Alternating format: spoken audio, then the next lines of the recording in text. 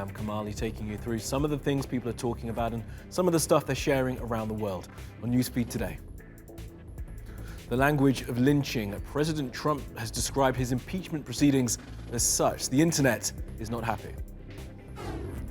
A children's movie about an imaginary snowman causes diplomatic beef between China and its neighbors. A rapper from Syria using his words to fight back. And what is so special about this bird? It's Wednesday's Animals Doing Stuff.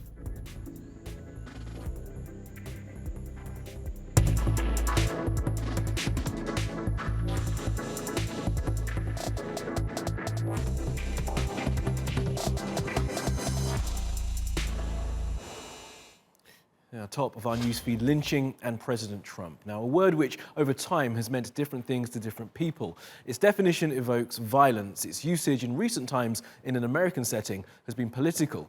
So when it's been used by a president who has been accused of being a white supremacist and a racist because of the things he's tweeted and said, the internet has decided that this was not an example of loose language. Here's Denis. The US president used the word lynching this week to describe the impeachment hearings against him. And the internet is mad. But why? Well, to lynch someone means to put them to death by mob action without legal approval or permission. And in the US, it has a very racist history. The Ku Klux Klan regularly lynched African Americans as a way to enforce white supremacy. Alabama's Tuskegee Institute says 4,743 people were lynched between 1882 and 1968. Almost 3/4 of those victims were black, and many of the killings were carried out publicly. It's deeply troubling whenever we hear lynching used out of context. The word lynching should only be used when referring in reverence, in honor of those souls that were taken away. Lynching was murder. Lynching was something that was approved by city officials, elected officials, religious leaders. It was a spectacle. Some of Trump's supporters believe the word has a legitimate metaphorical use. Every sense, this is a mob taking over the rule of law. This is a joke, this is a sham, and this is a political lynching. Trump's critics say the word should never be used that way. When powerful white men use words like lynching and witch hunt to describe their perceived persecutions, it's because there are no historical analogs to white male persecution. There's no term for it because historically there's no such thing. But it's not the first time American politicians have used the word to describe an impeachment. History is going to question whether or not this was just a partisan lynching or whether or not it was something that, in fact, met the standard, the very high bar that was set by the founders as to what constituted an impeachable offense. That was Joe Biden in 1998. He's now one of the Democratic presidential candidates for 2020. According to the Washington Post, at least 4 other Democrats used the word lynching to describe the impeachment against Bill Clinton 20 years ago. On Tuesday night, Biden apologised, saying it wasn't the right word to use. But he added that Trump chose his words deliberately and continues to stoke racial divide in the country every day. He knows exactly what he is doing. This is not a slip of the tongue. This is not kind of a mistake. Okay, let's take a look at some of the other things that caught our eye on social media. Now, 39 people have been found dead in the UK in the back of a lorry. The man, who is 25 and described as the driver of the lorry, has been arrested on suspicion of murder. The vehicle entered the UK in Essex from Zeebrugge in Belgium. Police say that 38 people, of the 38 people that died, 38 were adults and 1 was a teenager. The law to extradite people accused of crimes from Hong Kong to China has been officially scrapped by the city's government. The proposal was the reason people have been demonstrating for the past 5 months. The plan for extradition was scrapped weeks ago, but then people began protesting for an investigation into how the police dealt with protesters. Hong Kong will officially become part of China in 2047. This video from Lebanon's protests has gone viral. As you can see, it shows a soldier in tears as protesters around him sing the national anthem. Millions of people are angry about political corruption, nepotism and financial mismanagement. But the last straw which prompted these recent protests was the announcement of a proposed tax on WhatsApp calls. Now, who owns some islands in the South China Sea is the centre of a major diplomatic dispute involving at least 7 nations. So, when a new animated movie gave them all to China, a number of those nations in the dispute were not pleased at all. This is all the details. An animated movie is at the centre of a geopolitical dispute, and anger appears to be growing. Vietnam and Malaysia banned Abominable from cinemas due to a scene which features a map showing China's unilaterally declared 9-dash line in the South China Sea. It's a U-shaped line used on Chinese maps to illustrate its dominion over resource-rich areas, which are also claimed by Malaysia, Brunei, the Philippines and Vietnam, while the leaders in Ho Chi Minh City have already made oil deals in the area. I think it is the right thing to remove the movie. It violated Vietnam's sovereignty. If kids saw this film, their minds would be injected with wrong information at a young age. Malaysia had given approval for the movie, under condition the scene with the map was removed, and pulled it from cinemas when this didn't happen.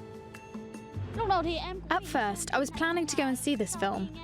But after I learnt about the dotted line, I don't think I should watch it. Many people are saying the same thing online too.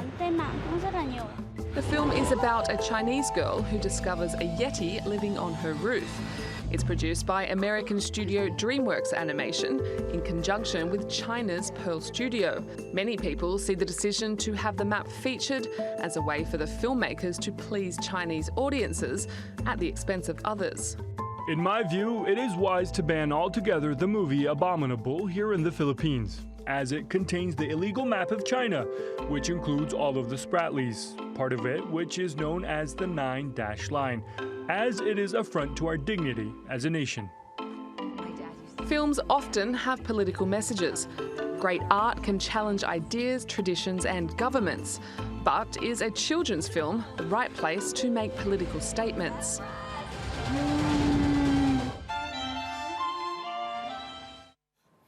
Now, a Uyghur academic currently in prison in China could be about to win a prominent prize for his work defending the rights of his people.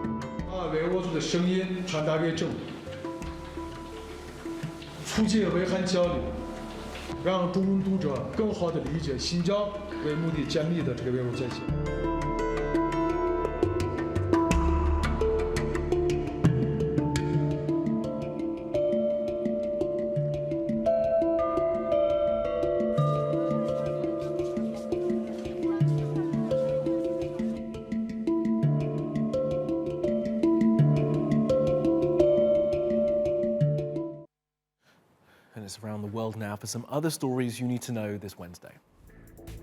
Well, this could be the future of taxis. This flying one has taken off for test flights in Singapore. It's made by a company called Volocopter and is designed to ease traffic congestion in megacities. I think we are at the humble beginnings of a completely new mode of transportation that ultimately will transform the way we see mobility in cities. I think in the long run, this might even be a mode that actually alleviates large parts of the traffic into the third dimension. And sticking with the taxi theme, in London, a fully electric vehicle has been passed to be an official taxi cab. It's made by Nissan and will be on the streets of the British capital in the next few years. London has issues with pollution and congestion, and this decision may help with those problems. Marieke Verwoerd, a Paralympian from Belgium, has ended her own life. She was 40 and won medals at both the London and Rio Olympics in wheelchair racing. She had an incurable degenerative spinal disease. Now, she was an advocate for euthanasia, which is legal in Belgium. And these are Brazilian soldiers helping out in the cleanup of a beach after an oil spill. The oil's origin remains a mystery. Brazil say that it came from Venezuela, but the government in Caracas deny they are responsible. This spill happened in Recife, and the oil has been washing up on this beach for the last 2 months. And this is the aftermath of a landslide in Genoa in Italy. The people who once lived in this house say they were saved from death by their cats. Apparently, the felines were making noise, and that woke up the sleeping humans. The two moggies are called Simba and Mose, and they are being referred to as heroes. The landslide came after days of heavy rain in the region. At least one person has been killed.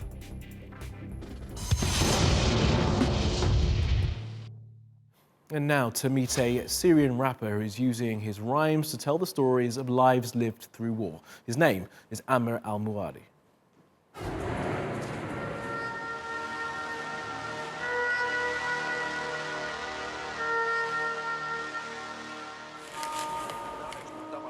كل واحد هون راس سلاح وبيت وسيارة وسفر فاخرة وخطابات ساخرة لا أنا بغني من حوالي سنة بس بسمع من تقريبا 10 سنين بسمع من 2008 هون معقل اتفاقيات الروسي فحدد انتمائك بين القاعدة أو الحكم المجوسي لأنه صواريخهم ما بتصيبك لو كنت بصفر روح شوف الشعب بعد نتائج مؤتمر سوزي.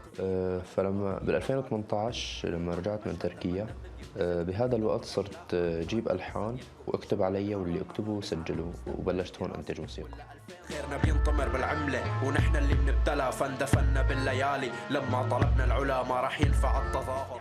هذا اللون الراب لأنه يعني فن أساسه هذا النوع من الغناء سياسي حربي بيحكي ضد الدكتاتورية والاستبداد الفساد الحكومي. بدي ازعل على رفيقي يلي استشهد ولا على منظر رفيقي بنعش امه عم يتنهد عميد على هالمشهد لما الدم بيمتزج بالدفتر والاشلاء عم تتعدد لسه بيحكوا. بس في 4 نقاط مهمين اللي هن تنازع الفصائل، تجاوزات الفصائل بحق المدنيين سياسيا واقتصاديا، والتصعيد الروسي والاسدي اللي عم بيصير على ادلب بالفتره هاي، وتعليم عم بيسكروا جامعات وفي طلاب كثير عم تتشرد بهذا السبب، وكمان اعتقال كذا رابر روسي. خلينا نوجه رابرز ما تحكي بسمعة القوات انشروا بالإعلام إنه فن داعم للإرهاب التصريح بوتين كم رابر ورا القضبان وكم فيك تسمى فنان ضجوا بوسائل الإعلام. مستقبلا يعني بتمنى الكلام اللي عم ينحكى بالراب تبعي ينفهم ككلام ما ينفهم كموسيقى تهز راس. جيب لي واحد فيهم عنده القدرة ينشر تفكيك لشي قائد متوج فأكرم النفوس ذلت قالوا ابني أمر عسكري وقف القصف النقاط التركية دخلت. And finally, today's Animals Doing Stuff is a bird being very, very loud.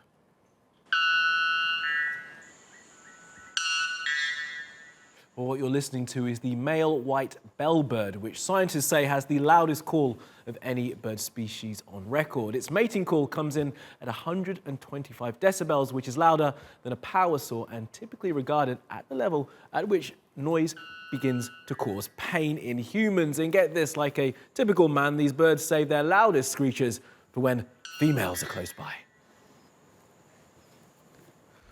And that will do from the Newsfeed team. Reach out to me with your questions, comments, complaints, and suggestions. You'll find me at Kamali Melbourne. You'll find us 24/7 on YouTube. You can subscribe to our channel and you can follow me on Twitter. Follow, subscribe, and add.